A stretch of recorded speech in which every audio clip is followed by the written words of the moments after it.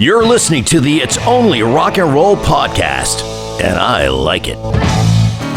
Just let me hear some of that rock and roll music. It's been a long time since I rock and roll. I love rock and roll. Even hang my rock and roll. You're a rock and roll suicide. If there's a rock and roll heaven, only rock and roll ain't gonna die. Rock and roll never forget. It's only rock and roll. Rock and roll.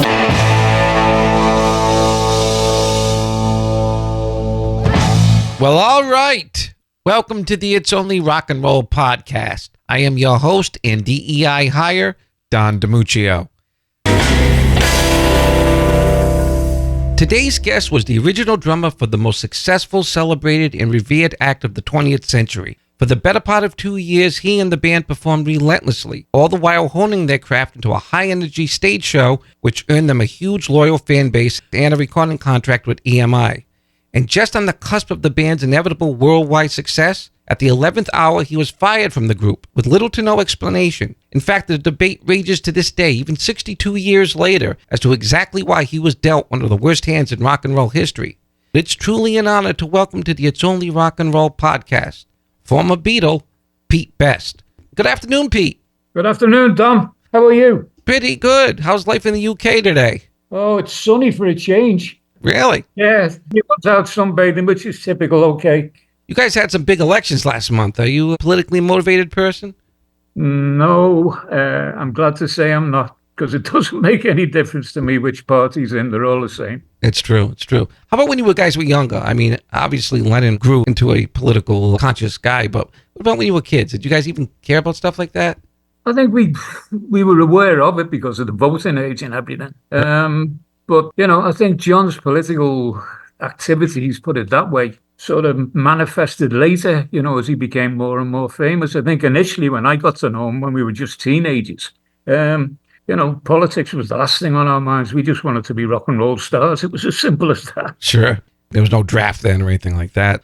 No, they'd done away with the draft for many, many years before that, yeah. You were the first generation, I think, that didn't have to do mandatory army service. We used to. But way back in the, I think around about late 50s, 58, 59, possibly a little bit earlier, they did away with the compulsory draft. Sure. So since then, it's just been, you know, people who want to join the army, you know, can script by themselves. You know, there's no enforced legislation to turn around and say you got to do army service. Right, because that could break a band up real quick. Yeah, well, that was something which, again, you know, by the time we were cutting through, we didn't even think about it. It was one of those, it was like, okay, we don't have to go in the army, so we can just play rock and roll or be in a band. But yeah, as you so rightly said, you know, I'm just thinking about that. If the draft had been, maybe there never would have been. Exactly. You know? Yeah. Another one, you know. Do you still reside in Liverpool? Yeah, I'm still a Scouser in Liverpool. Got no desire to move anywhere else. Love the place. It's a beautiful city. I've never been personally, but just seeing what you guys are doing. And I do want to talk about the endeavor that you and your brother are getting involved with, because you've had the coffee bar, of course, and the Beatles Museum and the Casbah, turning it to like an Airbnb thing. Yeah, basically what we've got the Liverpool Beatles Museum, which you mentioned. We've got the famous Casbah Coffee Club, which was, you know, beneath the cellars, our family home in West Derby in Hayman's Green. But the house itself, Dom, Rogue and myself have gone on a venture, and we've converted what was the living quarters for the Best family. We've converted that into an Airbnb and called it the Casbah Coffee Club Suites. Mm-hmm. And there's 5 suites, which are throughout the house, beautifully decorated. There's a Lennon suite, McCartney suite, Harrison suite, Sutcliffe suite, and of course the Best suite. And it's unique in the sense that, okay, these rooms where people will be able to stay because they go onto Airbnb now, click on Casbah Coffee Club Suites and you'll see the suites in its entirety. This is where the Beatles played. This is where they rehearsed. This is where they slept. This is where they partied. So if you want to be part of that unique experience, this is the place to come. That is fantastic. Yeah, it is. We officially opened August 1, which was a couple of days ago. Yep. So we're taking bookings as I speak now. But the official public launch, though, that doesn't stop people booking in by all means. But the public launch for publicity and everything else is going ahead on 21st of August in about 3 weeks' time. And I'm going to make sure all the links to that are going to be in the show notes so people know exactly what to do if they want to come in and see exactly where the Beatles were. Yeah, the choice of suite is entirely up to themselves, whether they want to stay in one suite, stay in a lot of them. They're welcome. They'll be treated royally, you know. The Best family are very proud of this venture, and we're looking forward to see lots of people and swap stories with them. Absolutely. And, you know, to that point, I think it's fair to say that you're a household name to most music fans, certainly to all us Beatle nuts out there. But would you agree that the amount of public interest in your history with the band just seems to grow more and more with each passing year?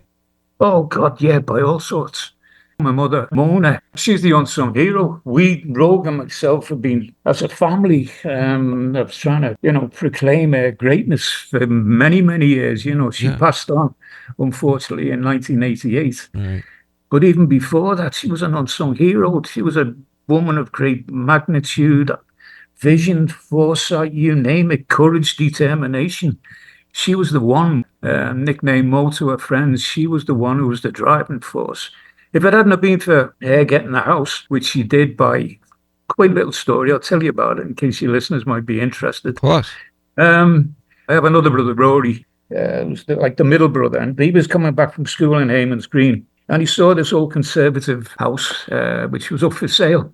And he went to saw my mother, Mona, and basically turned around and said, oh, there's a great big house up for sale, detached house, stands in about an acre of ground. You might be interested, because Mo always wanted to move into a bigger property, you know, since he came over to England. And she went and had a look at the property, fell in love with it, even though it was destitute and run down. I think at that stage I called it Dracula's Castle. But she turned it into this wonderful Shangri-La that it stands today. But anyway, Dad refused. He turned around and said, no, I'm not buying it. It's a big white elephant. So unbeknownst to us, she went and pawned all the jewellery. There was a horse running in the 1954 Derby, rank outsider, 33-1, an American horse called Never Say Die, and being ridden by a novice jockey at that time, Lester Piggott, who went on to become world champion. And we were sitting there watching it, and the horse was coming in, and Never Say Die was winning. It was coming, it's getting closer to the post, and it romped home. Okay, so there's 33-1 outsider. Mo went from being this cool, calm, collected person to this screaming banshee running around the kitchen, turning around and saying, I want my house. To which we all looked at one another and went, what the hell is she talking about? She then told us what she'd done, though. We turned around and said, oh, that's absolutely fantastic. But I did raise the question out of curiosity. I turned around and said, Mo, it's wonderful that you've done that. You won it. What would happen if you lost? And she said, the thought never crossed my mind, son. Wow. The thought never crossed my mind. That's how we acquired it. That says a lot about your mom's mindset. You know, that's a great attitude. It just showed the determination of the woman. Do you know the exact amount that she put down on that? Oh, I think way back in those days. Well, actually, on the bet itself. Yeah. I don't, but I think the winnings was something like about, my memory serves me correct, something like about £2,000 or £3,000, which was an awful lot of money in those days. Yeah, it had been 55, 54.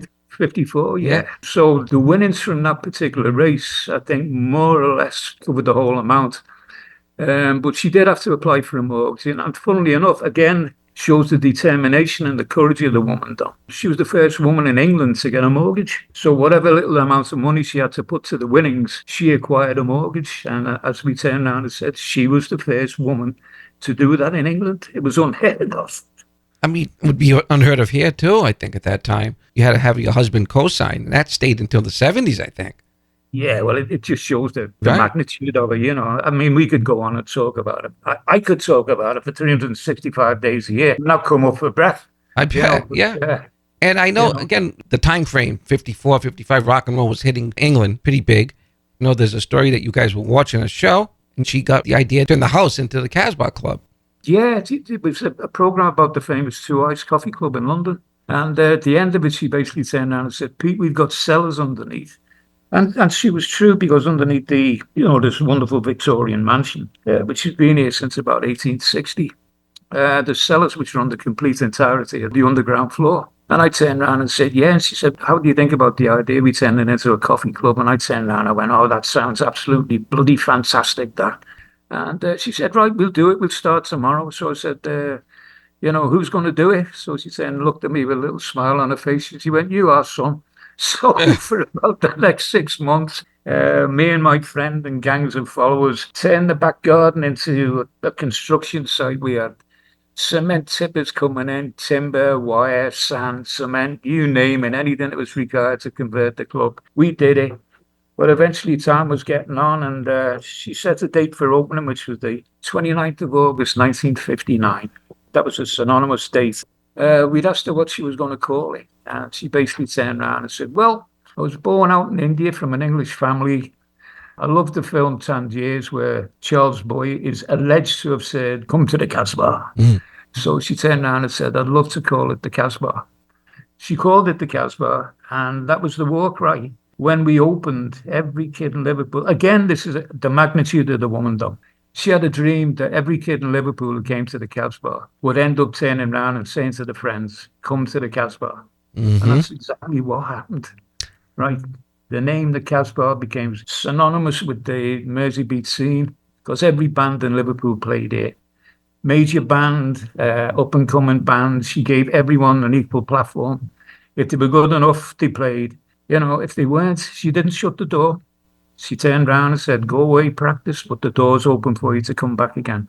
So she must have been a fan. Started that way and emanated from it. Yeah. She was a fan of music. She was a fan of music. Rock and roll was part of it at that particular moment. She could have been a singer herself with a dance band out in India, but her father put his foot down to that. She was too young. So it shows, okay, maybe she passed it on in the genes and we've all got the bug. So who knows, Dom? Yeah, maybe that's why we're all in this crazy business. Yeah. One of the things I didn't know, and I don't know how many fans realize that you were born in India. Yeah, I was born out in India, during the war. Your dad was it Donald Scanlon? Yeah, my first father. Yeah, my birth father. Unfortunately, I never got to see him. He didn't get to see me because he was a marine engineer and he was blown up at sea, unfortunately, in a wartime tragedy. But my mother remarried. She married Johnny Best, famous boxing family in England, who was commissioned out to India in charge of the 𝗀𝗃𝗃 regiment, the famous 𝗀𝗃𝗃 regiment. He was training them. He led them into battle. And they fell in love. My other brother Rory came along. And end of the war, 1945, Dad wanted to come back home. And it seemed sensible, that, the family would return back to Liverpool. Yeah. Which is what we did. And we've been in Liverpool ever since. Do you have any memories of India? Oh, yeah. My memories are basically me in sandals and little pair of shorts, blonde curly hair, running up and down the beach on Bombay Beach. Yeah. With my usher, which was what we used to call the maid who used to look after us, which was like a servant. And she was the one to be looking after me, but I was a 4-year-old kid jumping into swimming pools, running in and out the sea, sunbathing on the veranda. Yeah, the beach was my playground, basically. So initially, I came to England, and then it was like I never saw the beach again for years. Yeah. So back to the Casbah, opening night, I believe. George Harrison band was initially slated to play. Yeah, basically what happened is the Les Stewart Quartet was the band that was hired to play, Dom. That was the band hired for opening night. 2 weeks beforehand, the band broke up, and George Harrison and Ken Brown, who were members of that particular band, came down to saw my mother Mona, basically explained the situation to her, and she was left flabbergasted simply because the fact 2 weeks ago her opening band has basically collapsed. So George turned around and said, hang on, Mo, said, I may be able to save the situation. This is George Harrison.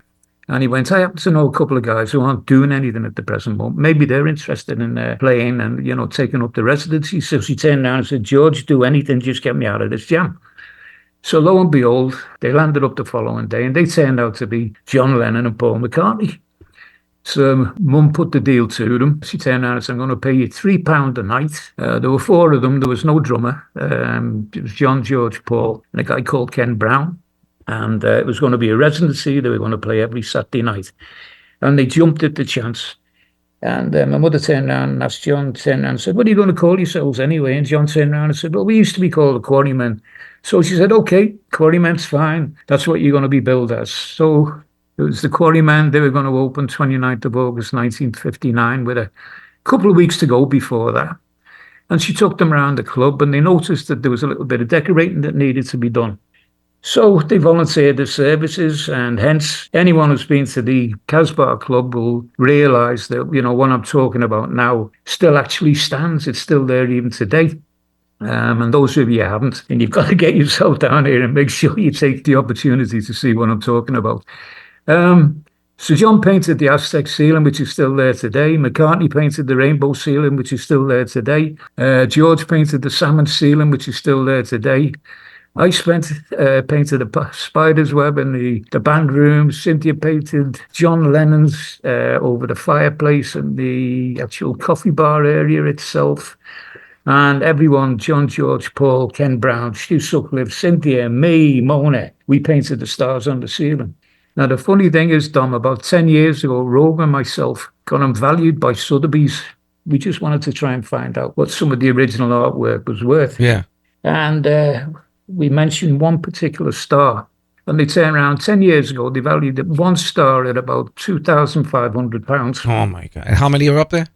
Oh, close to about 200. Oh, wow. So the ceiling is quite valuable, along with the rest of the artifact. I'm surprised that England hasn't considered that like a historic, a preservation. What's the word that they use for like John's house and Paul's? Well, we're already heritage status, the house itself. Oh, you are? Okay. Yeah, it's what do they call it? Grade 2 listed heritage status building. So that covers the heritage side of it. But I know what you're turning around and saying. Regards, an artifact or a blue plaque. Yeah. Something like that. Yeah.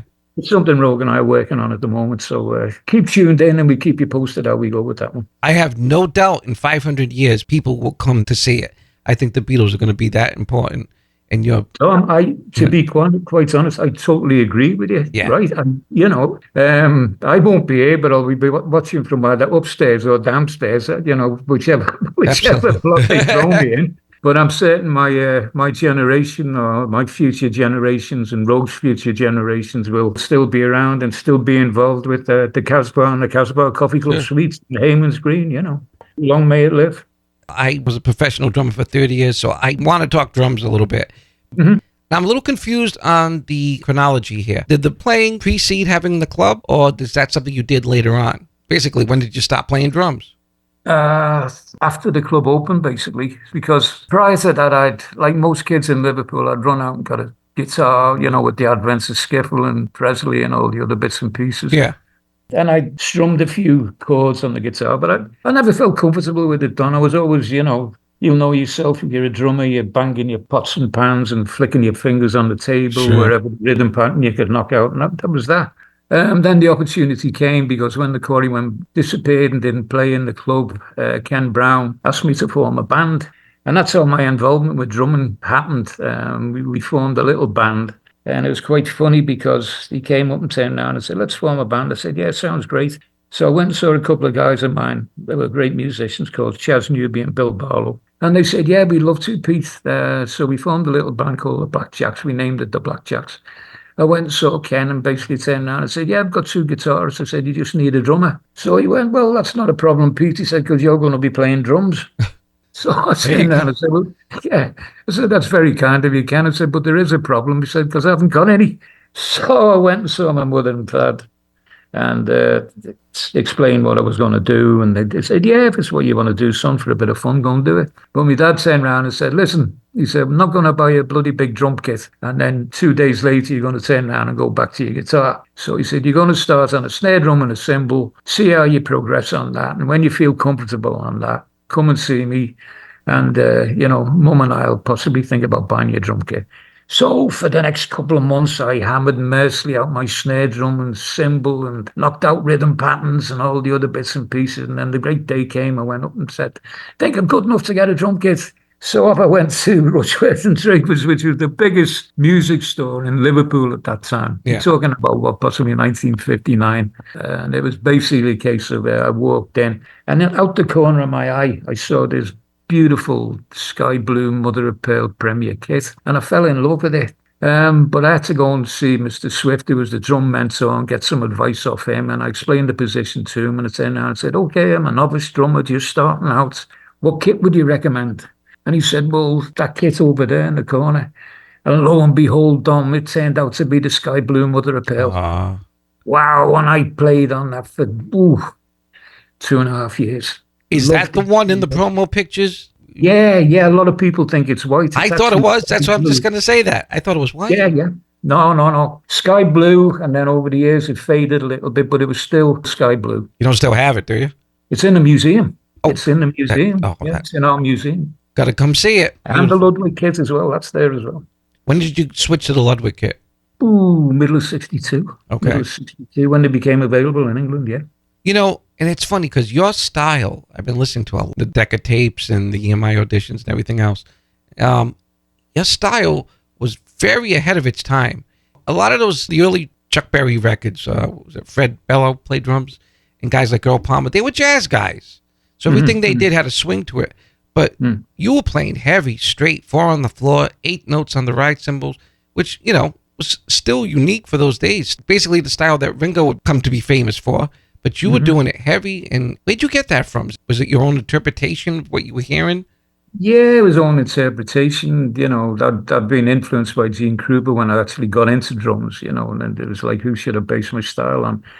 And even though Gene Krupa was a, you know, great jazz drummer, you know, big band drummer, he was a powerhouse drummer, you know, and that's what I loved about him. There was lots of tom-tom work, lots of rolling around the kit and this type of stuff. You know, big sound emanating to hold everything together. You know, him and the likes of Sonny Payne, they were my idols at that stage. Yeah. So it was very much a case of that. And then when we went out to Germany, because of the equipment we had and the situation we were put in, I just wanted to try and get a bigger drum sound, which would hold the band together. Right. You know, that was the whole thing. Sure. So hence, because of that, I did an awful lot of, you know, stronger tom-tom work, played a 4/4 on the bass drum to emphasize the sound because we weren't mic'd up in those days. And the sound just developed and emanated, and it turned into what they call the Mersey beat. And, you know, I was given the nickname of creating what my style was the atom beat. Bill Harry from Mersey Beat basically put that tag on me. You know, he said, you know, the drum style and, you know, the drum sound is that big. It's like, you know, he called it the atom beat. You were holding it all down. And I don't want to jump too far ahead because we're on this topic now, because we haven't even gotten to how you joined the band. Okay. But just curious, because we don't really have very much of Stuart Sutcliffe's playing. And again, as a drummer, your kick drum wants to lock in with the bass player.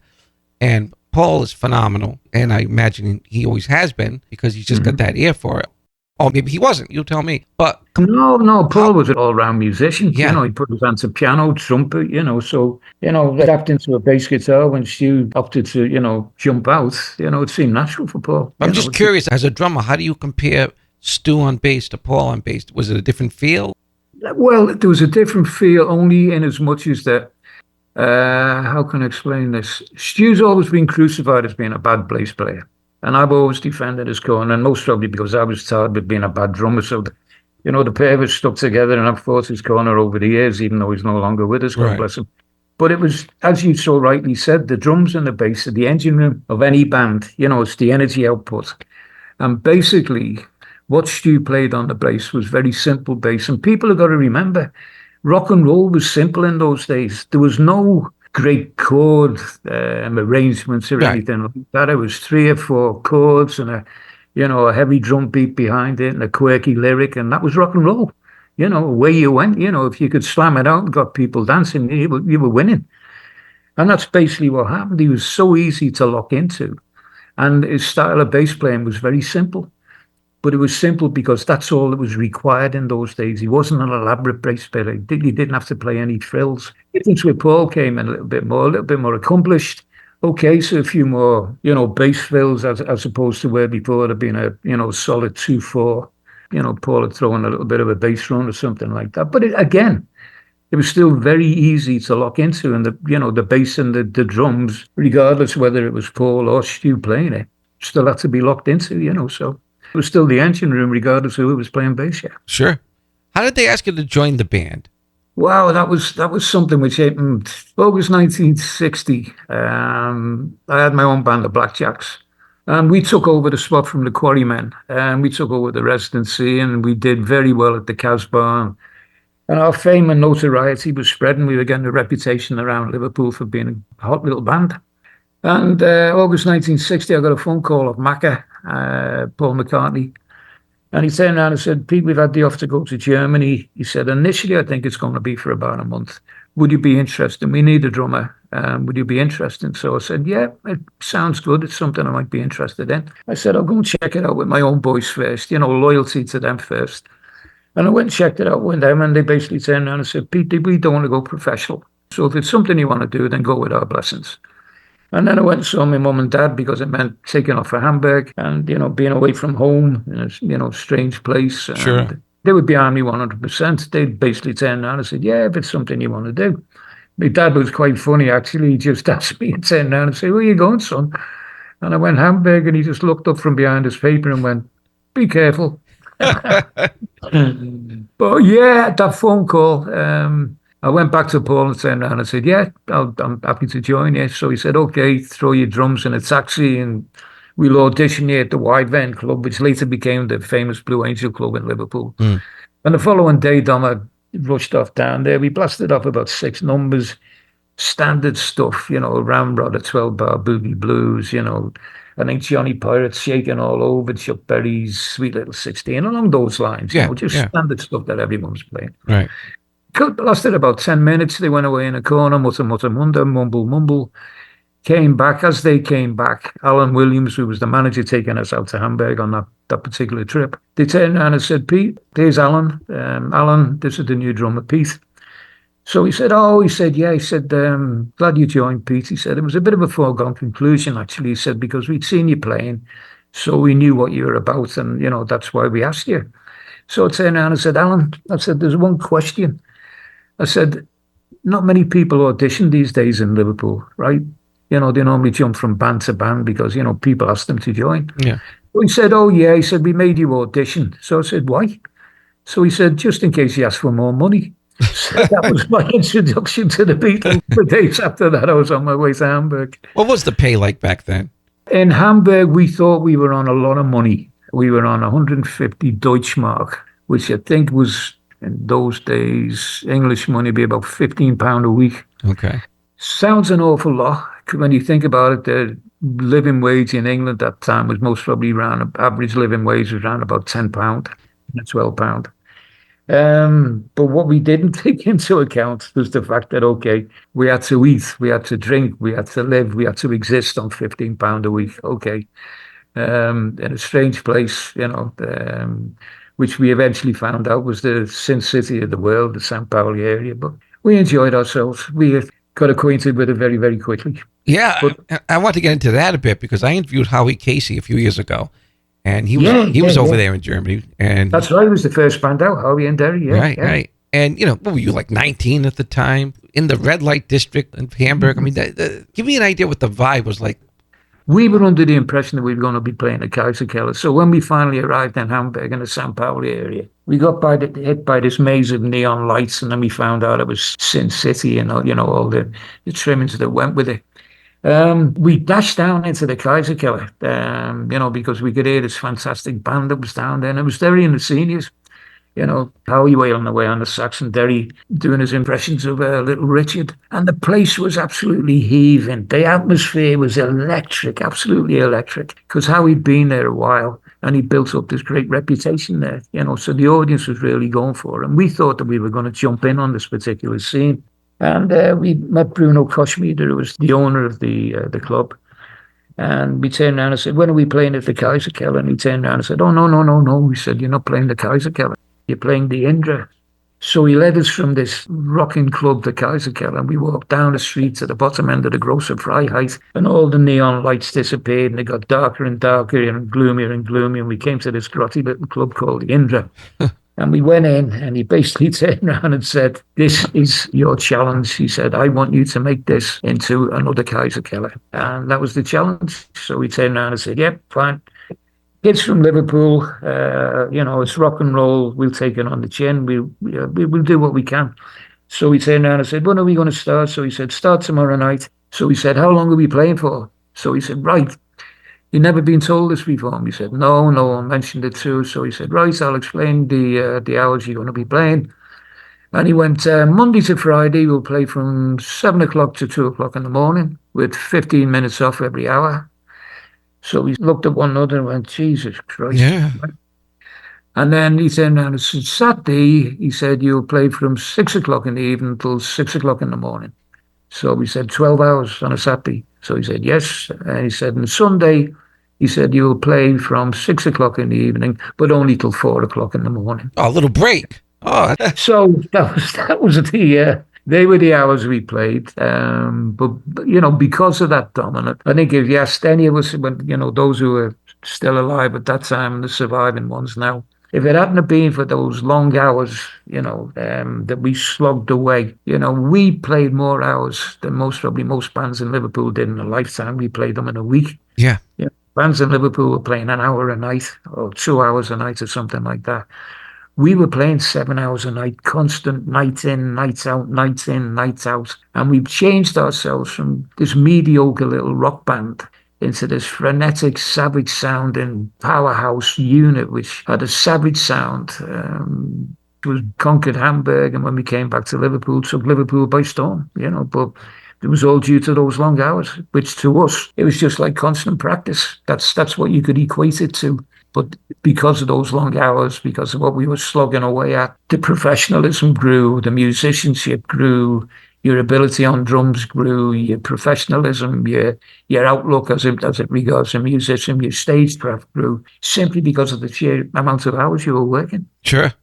What was the worst live experience you ever had with the Beatles? Anything crazy night, something happened on stage, or? Crazy nights, they're full of them, right? That was another way we used to really let off steam. We used to do crazy things to get rid of the boredom and the stress factor that we're building up. Yeah. Yes, crazy things. I suppose one of the most obvious things I think we did, which seems to stick and caught on with the German audiences, and I'll explain why they went for it in a big style.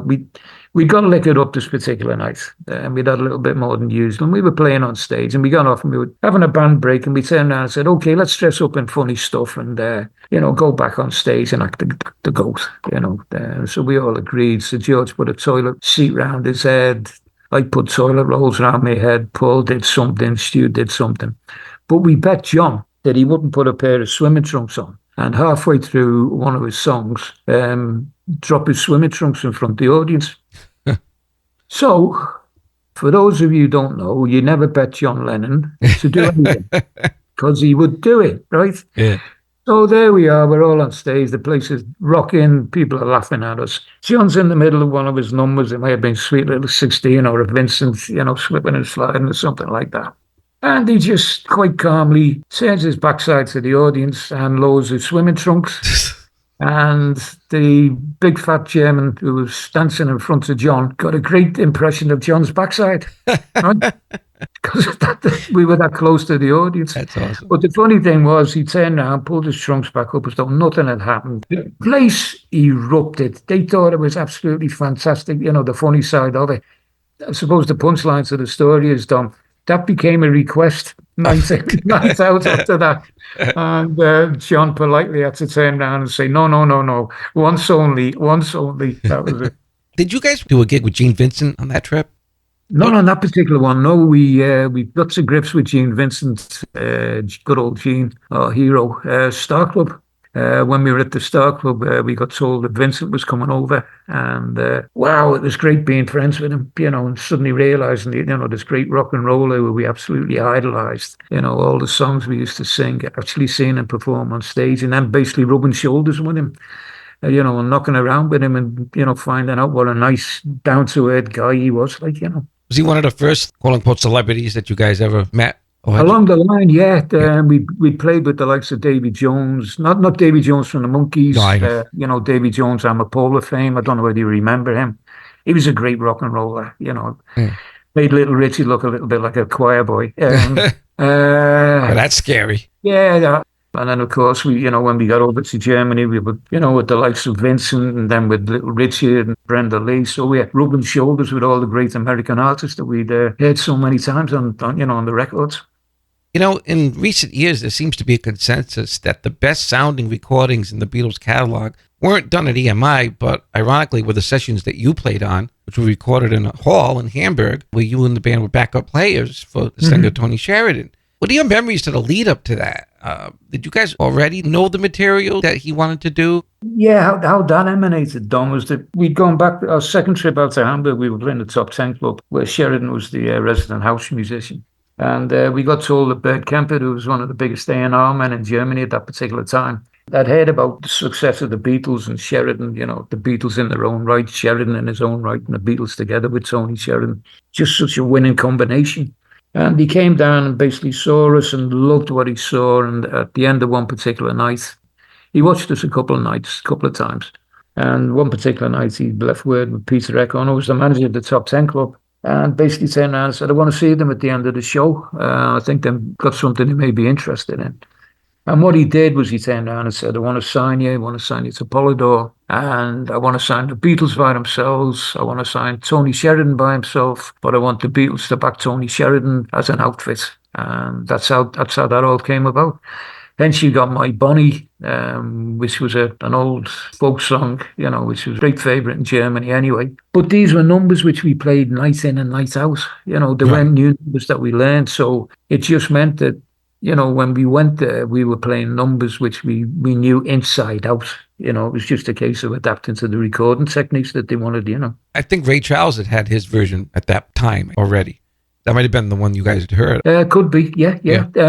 Because some of the stuff that Sheridan did, Take Out Some Insurance on My Baby, Nobody's Child, I think they were a couple of Charles's numbers. We did the famous What I Say, which was a live stage version. We never recorded it.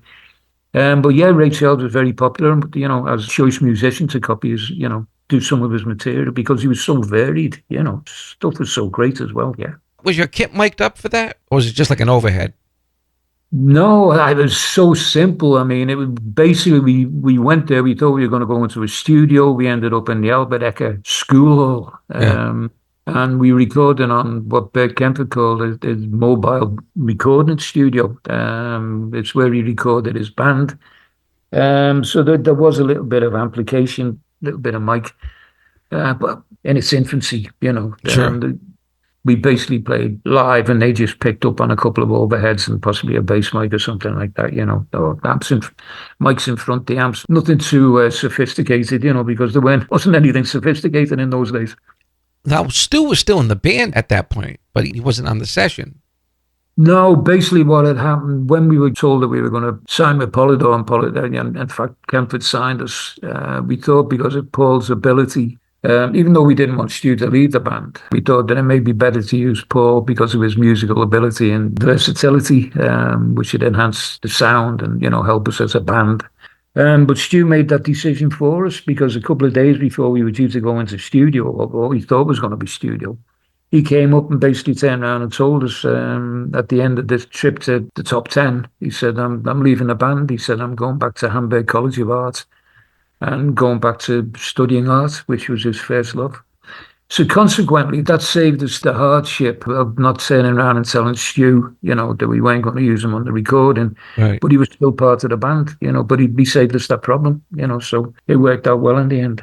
You guys, apparently, I read somewhere that you were sent home with 2 promos of My Bonnie between the 4 of you. And then when it was released, Stu actually shipped the singles to you guys. Yeah, we went home with the promos, which we could play, and, because we wanted to turn around and say, look, we have recorded, and, let the kids in Liverpool and people know that, yeah, we've got a record out there which is due to be released. But yeah, as you so rightly turn around and say, when it was officially released and the jacket and the covers and everything, I think Stu shipped us some copies out. And they're the copies that we gave to Bob Buller to play at the Cabin. You still have yours? Yeah, it's in the museum. Beautiful. Or one of them's in the museum, yeah. That's awesome. And then Bill Harry put the famous Beatles signed recording contract. There was some story that the reason why Polydor didn't want to sign the Beatles because the name was too close to something else in German. Yeah. But, I mean, we only found this out from 𝗀𝗃𝗃𝗃 afterwards because we didn't realize it. But for those of you who don't know, it caused a lot of confusion initially because My Bonnie was released as Tony Sheridan, the Beat Brothers. Okay, eventually it did get released as Tony Sheridan and the Beatles, but initially it was the Beat Brothers. So a lot of people thought that stuff which was consequently recorded by a different Beat Brothers was the Beatles. Okay, and it wasn't. It was another lineup of musicians which Tony used under the pseudonym Beat Brothers. So that's where the confusion came in. What a mess. When we asked Kempford, and he said, no, I said, no. He said, Beat Brothers was just a name, which I knew that I wouldn't have you all the time in Germany. So, I could put any group of musicians together and they'd be the Beat Brothers. So he said, okay, yeah, it seems fine. He said, there is something else as well. He said, there's a word in the German language, which is called the Beatles. And that stands for what we later found out is the male appendage, right? So he basically thought that it was a little bit too close to comfort. The Beatles, people would end up calling us up pricks or something like that, for fuck's sakes. It's so stupid. Now, Brian Epstein eventually comes into the picture. A lot of the stories around Epstein and you guys, you can't tell if some of it's true, if some of it is his very, theatrical mind that he knew how to create a buzz. Like the whole thing about, this guy, Raymond Jones, comes in and asks for my buzz. That was something he made up. Good publicity. Yeah. But what is the truth about how you guys got together with Brian? I can't believe that you didn't go to him knowing that he owned the biggest record store. You must have known him. Yeah, we knew him. We knew of him. There is a Mr. Jones who did ask for my Bonnie. Okay, he does exist. So it wasn't purely fabricated, But it wasn't the initial reason why Brian went up to see us, okay? Okay, so that's the part. That was something which I think came out in, what was it, A Cellar Full of Noise or something like that. Right. Brian Epstein story. He knew who we were because we were playing at the Cabin. We were in Merseybeat, every edition of it. He stopped Merseybeat in his shop. We used to go into NEMS and cause absolute mayhem listening to new releases because every time the Beatles would walk into NEMS and go downstairs into the record basement, right, the girls would be screaming and shouting and wanting to play records for us and not letting us go and et cetera, et cetera, et cetera. We were big idols, and here we were, the Beatles, talking to them and laughing and joking with them. Right. And Brian used to come down and watch this because every time the Beatles would go into the shop, right, there was total disruption in the record department. Yeah, I bet. He used to come down and watch what was going on. So he did know who the hell we were, right? Even though in years to come he said he didn't know of them. He did. I'm certain he did. He couldn't miss us. There's four fellas in leather jackets, long hair, cowboy boots, causing murder in the record store, and he's standing there watching it all. Well, cut a long story short, Don, he ended up curiosity got the factor of him. He went up to the Cabin one dinner time session and saw us on stage and loved what he saw. And that's how we got the offer from Brian to, from him to become our manager, basically. And how long before he started doing things where you said, all right, this guy's serious, he's worth it? Was he getting you more money, better gigs? Yeah, well, we were demanding more money. We were the top paid band in Liverpool at that time without Brian, because I'd handled a lot of the business side since we come back from Germany. So price-wise, we were top dogs. We were getting top dollar. What we did want from Brian was the fact that, okay, we wanted out of the Polydor recording contract, simply because the fact we wanted an English recording contract. So the agreement between ourselves and Brian was that get us out the Polydor recording contract so that we don't have to go to Germany all the time and record, and get us an English recording contract. So that was the task we set him. That was the main objective. That's why we wanted him to become the manager. We felt that he was capable of doing that. And of course he did. He went to Decca, which was the biggest record company in England at that particular time. And Mike Smith, who was head of A&R at that time, came down, saw us at the Cabin, loved what he saw. And that incredible date was set Jan 1, 1962, New Year's Day, where we went down and auditioned for Decca, which was a tremendous coup for Brian because Decca were the biggest company in England at that time. Sure. But something was amiss. I've heard the tapes, obviously, solid playing, tight, all that. But the material, which I didn't realize until recently, Brian handpicked, that seems so very un-Beatle-like. I can't imagine you guys let that happen. Yeah, well, unfortunately, we thought that it was a good thing, even though we had our qualms about it. Because one of the things that Brian had wanted us to do was clean up our act and get us into suits and be more professional. And where we used to freelance numbers and just make it up as we went along, he wanted us to play off set lists, so we had an organised programme. And basically what he'd done, and we didn't really know this until we got down there, he'd sent a list to Mike Smith of, cross-section of material, which we would play at that particular one. And hence, that's where you've got some originals, you've got some rock and roll, you've got some country and western, you've got some ballads. To us, it wasn't the Beatles. We were this rock and roll band. And Mike Smith had seen us cranking it out at the cabin. Well, that's it. He saw that. He wanted that. Yeah, and all of a sudden he gets, it's solid recordings. If you listen to them quite clinically, there's lots of mistakes in there. You can tell that, even though we're the Beatles and we're the biggest band in, the Northwest at that particular time, even though we were arrogant and, self-confident, there was an air of, there was some mistakes in there, and I think tension, simply because of the fact of, this was the biggest record company in England, that it dawned on us that it was like one of these, we've got to do something or we're going to blow it. At the end of it, Mike Smith turned around and said, it's in the bag. We went out and celebrated, but as history portrays now, we signed Brian Poole and the Tremolos, the local band, Yep. When that happened, were you pissed at Brian? What was the vibe? Were you? No, I think that made us more determined. Because the way we were told, we'd more or less been guaranteed you got a recontract, and then we were told, no, you haven't got it. You're not good enough. That made us more determined, and we basically turned around and said to Brian, regardless of what happened, you've got to undertake this yourself. You'll pursue it and get us a recording contract, and that's exactly what he did. He took the acetate, hawked it around London and all the ensuing record companies, and he finally got a deal with EMI. And that's how we ended up there, 60 June 1962. Now, I bet, like you said, the mistakes and the nerves and all that, maybe it was better that you did that trial run in the studio with Decca, because when you got to EMI, at least you had that experience under your belt. Yeah, I mean, you've also got to remember, Dom, that we had that experience. There was a turn down on it. We disappeared. We got off to open the Star Club. And that's when we got the telegram from Brian turning around and saying, you got a recording contract with the EMI Parlophone division. Get your material ready because you're going into studio on 6th of June. And hence, we started writing, even though we'd done the original material before, we possibly thought about writing, stuff which we were going to play at that particular record and try it out on the German audience before we got there to see how good it was. Yep. And that's what we did. We penned Love Me Do, P.S. I Love You, Ask Me Why.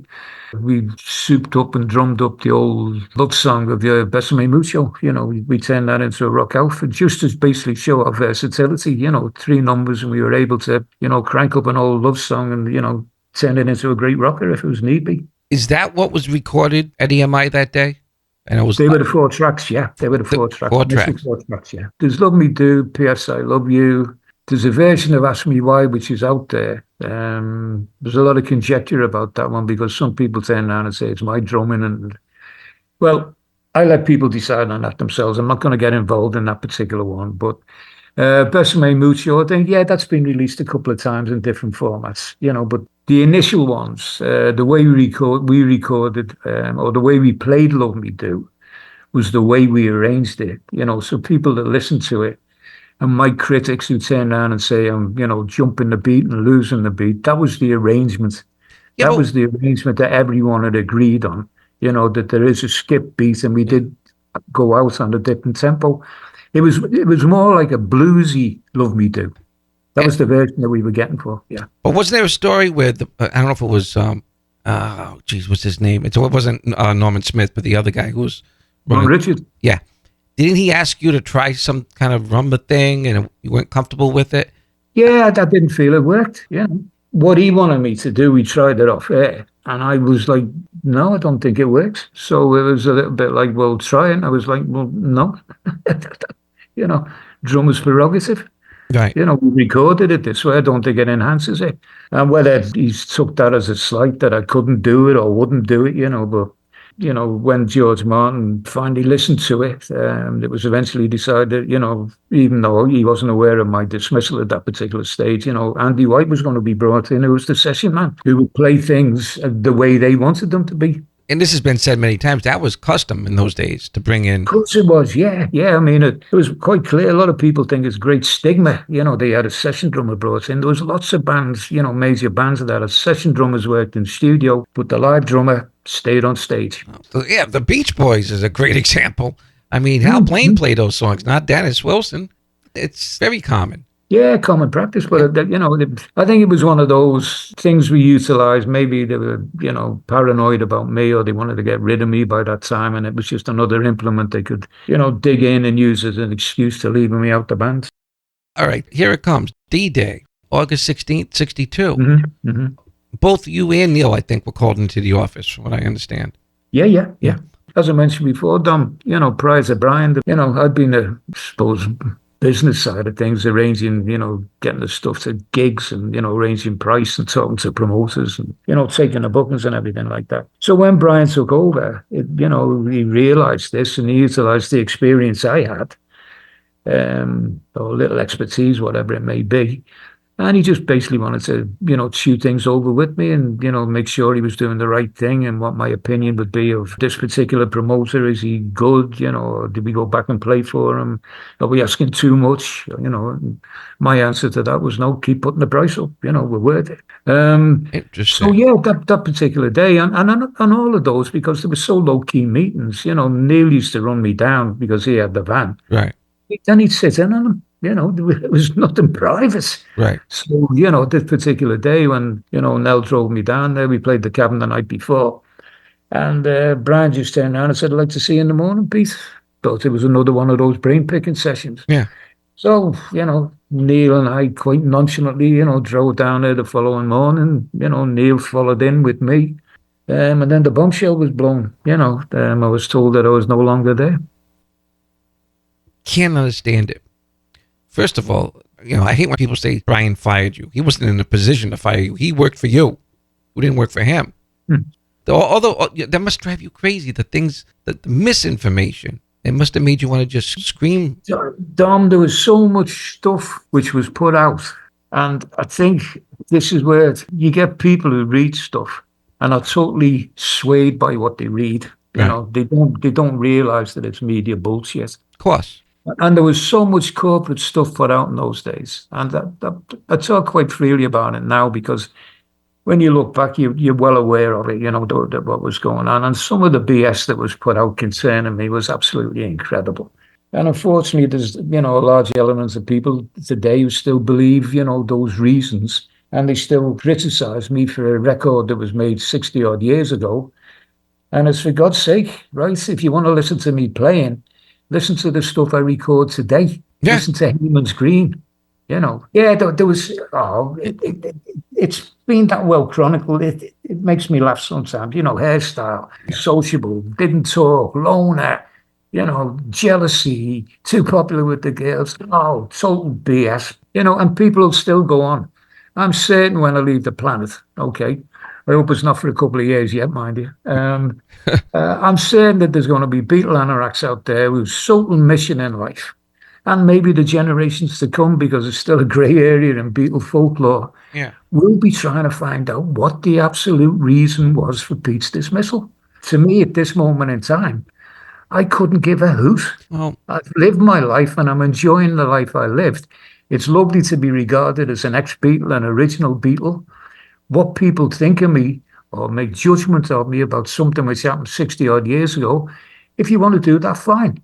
But, other people judge me for what I am today. Pete the man, the up-to-date man. Yeah. Of course. I'm not looking at it through the eyes now of the 82-year-old Pete. 82? Did I get that right? Yeah, 82, yeah. I'm looking at it through the eyes of the 20-year-old and saying, that's just not right. First of all, John Lennon didn't suffer fools gladly. So don't tell me he was in a band with you for 2 years and had a problem with your playing. I don't buy it. He wouldn't do it. None of us would. If you had a problem with his playing, you wouldn't have stuck around. If I can cut across there, Tom, just interjecting on that particular one, because I know there's a particular interview that John did where he basically fucking rants and raves, when I'm done, I'm a lousy drummer and we only wanted, we taught him how to play drums and stamped our feet to keep the beat and all this type of stuff. And it was like, my God, John, you having one of your rants again. Yeah. We didn't want him in the band. We were trying to get rid of him. If it took you 2 years to get rid of him, mate, right? I'm certain if you were really dedicated upon replacing me, I'm certain someone else would have jumped in long before Ringo did. If you were really determined to get me out the band that quickly. If it took you 2 years, my God, there's a problem. What was the problem? The grey area, no one knows. No one knows. In the same interview, he trashes Paul, too. You could take that with a grain of salt, I think he was having a go at everyone. Yeah. He was one of those, yeah. I want to be sensitive about this. And you've mentioned it before. Neil had a relationship with your mom and had Rogue, who's a great drummer in his own right. Brilliant drummer. Absolute brilliant, yeah. Could that have been something that Brian was afraid would have somehow tarnished an image? Still a conservative time in those days. I think if he did, I think it was something which if he did fear it, then maybe it was like, you were paying too much attention to it. You're worried about something which may happen. Yeah. I think what had absorbed that one, Don, when Brian took over as manager, he came down and saw my mother Mona, and a lot of people don't know this. And he explained the position to Mona, and he basically turned around and said, Mona, I'm the new manager. And she said, yeah, I'm well aware of you. I know who you are. And he turned around and said, yeah, he said, I know you've done an awful lot for the Beatles, for the 2 years that, prior to me taking over as manager. And she said, well, I've tried to help them as much as I can. And he turned around and said, well, is there any advice you can give me? Because I am a novice manager and, you've helped them. And are there any pointers you could give me? And she just basically turned around. She said, Brian, you've been appointed manager. Look upon it this way. She said, you've been given an uncut diamond. It's up to you to polish it, because that diamond is going to be so valuable in years to come. Nurture it and look after it. And that's the advice she gave him. Very smart woman. She had that instinct always. She deserves a movie in her own right. I endorse that. Absolutely. I know it's impossible to answer definitively, but knowing your personality, had you stayed with them, do you think you would have gone through those similar cultural and musical changes? Do you want a different mindset, do you think? No, the simple answer to that is till you're part of it, you do it. But I suppose the way I'd answer it is like, I've been with them for 2 years. I've done every cultural change that they've done within that 2 years. And we had changed an awful lot, musically wise, right, professionally wise, business wise, showmanship wise, musician wise. Yeah, it went on, so we were changing dimensions, we were moving in different things. We were still doing things which other bands in Liverpool weren't doing. We were still trying to be flagship. I think it would have been a natural course to follow that route. Yeah. Because you'd been doing it before. Right. Okay. Whether you stayed with it or not, I'm not in a position to say, because, I don't know what the sacrifices would have been. Right. What the loss of, your private life, you become a public commodity. Because there's another side of it, Dom, that, fame and fortune and, infinite wealth, there are prices to pay. There are sacrifices you have to make. And a lot of people don't see that. They just see the wealth factor and the fame, but they don't realize that, behind that, there's a lot of pain and a lot of hardship and a lot of grief. And my God, for all the fame and accreditation they've had, there's been a lot of grief within that band as well. Starting with Stu Sutcliffe, then Brian Epstein, then John Lennon, and then George Harrison. I know. So for all of that acclaim, there's grief within it as well. There's a high cost to that. Do you remember where you were when you heard that John had been murdered? And what must have gone through your mind? I was in the house. I was in the house getting ready for work. My wife, Kathy, basically shouted up the stairs. She turned around and said, Pete, John's been shot. Well, at that time, Dom, I didn't know, didn't associate anything with John. Right. John Lennon, I played with. I was like, which John? The next door neighbor John I worked with. And she went, no, John Lennon, who you used to play with. So when she said that, I came down, and the more I listened to it, the more stuff was coming out in the news because of the time difference and everything else. Yeah. And it suddenly hit me, this guy that I'd played with for 2 years, been friends with for 3, had great times with, spent many great moments, over a pint discussing life in general, and that's, my memory of John, the experience I had with him. I was privileged to see him from an early age, which the world saw many, many years afterwards, which was not the buffoon who acted the goat, which was a defense mechanism. There was a very solid and a very mellow man there. Yeah, yeah. But I was privileged to see that, so they're my memories of him. And like everything else, I was shocked like the rest of the world. I just couldn't believe that some idiot had fucking wasted him. Yeah. Sure. I know for the anthology, Paul says he contacted you. That's not true, right? No, it was Neil. It was Neil. That makes more sense. But you never did speak to any of them from that day forward, huh? No. As I've said, and it's been well chronicled, Don. Played on the same bill as them 3 times. And I've always said now, I said we passed like ships in the night. There's nothing said. And unfortunately, from that day to this, we've gone our separate ways. I'm not saying around and saying it'll always be like that. I have no qualms on my side. I have no fears of meeting up with Paul or Ringo. I've done nothing wrong. It's not a case of meeting to put the record straight. Like a lot of people think, oh my God, if Paul and Pete met up, this would be the time when they'd sort it all out and everyone will know exactly what happened. That'd be the last thing on my mind. If it's meant to be, and if Mike Karma turns around and says, I'm going to meet Macca sometime in the future, whether it's public or private, and it happens, it happens. If it doesn't, it doesn't. That's the way I look at it. But take it from me, I won't be turning around and saying to them, what was the reason that I got kicked out 60 years ago? Right? That would be the last thing on my mind. I'd be talking about the fact that, Christ almighty, we're 82-year-old men. We've got families. We've got grandchildren. What's life been like in general to you? Let's talk about that. From Pete's 2008 solo album, Hayman's Green, that's Red Light. And I wish I could play you guys the entire album because there isn't a bad track on it. All killer, no filler, as the man used to say. And if you want to pick up a copy for yourself, details on how to do so will be in the show notes, as well as how to book yourselves a suite at the Casbah Coffee Club through Airbnb.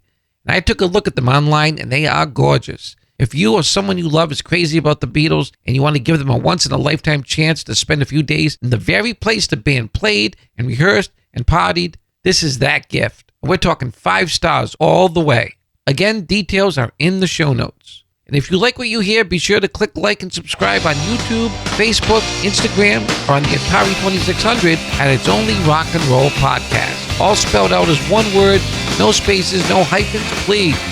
We're going to leave you with a live track from the petebest band. Be sure to come check us out next time, once again, on the It's Only Rock and Roll Podcast.